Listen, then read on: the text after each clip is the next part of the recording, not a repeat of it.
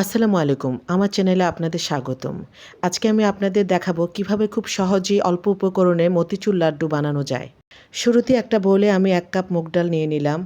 ১ glass পানি দিয়ে ১ ঘন্টার জন্য ডালগুলো এবার ভিজিয়ে রেখে দিব। এ পর্যায়ে আমি ডালগুলো নরমাল পানি দিয়ে ভালো করে ধুয়ে নিচ্ছি। তারপর ডালগুলো একটি মিক্সিং জারে নিয়ে হাফ গ্লাস পানি দিয়ে ভালো করে ব্লেন্ড করে নিলাম। এইদিকে চুলায় একটি প্যানে তেল দিয়ে হাই হিটে গরম করে নিয়েছি। এখন ডালের মিক্সারটা এভাবে চামচ দিয়ে একটু পাতলা করে তেলে দিয়ে দিব। এই পর্যায়ে একটু উল্টে দিয়ে মিডিয়াম আঁচে আমি ব্রাউন করে ভেজে নিচ্ছি।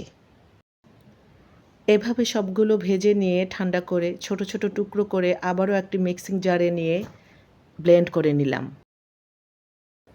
এই পর্যায়ে সবগুলো ব্লেন্ড করা হয়ে গেল। এবার চুলায় একটি প্যানে ১ কাপ চিনি নিলাম, দিয়ে দিলাম ১ কাপ পানি।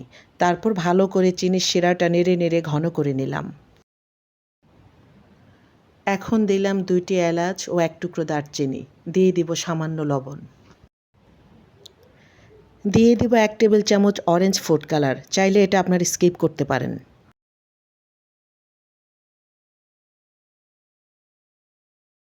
এবার আমার ব্লেন্ড করে রাখা ডালের মিক্সার সবটুকু দিয়ে ভালোভাবে নেড়ে নিতে হবে।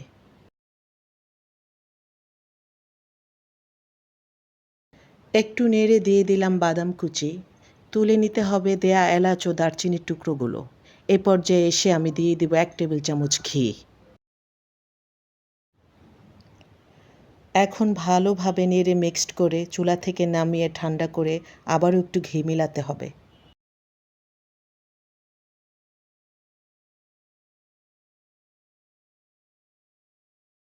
এবার হাতে একটু ঘি মাখিয়ে লাড্ডুর দানাগুলো দুহাত দিয়ে গোল করে তৈরি করে নিব।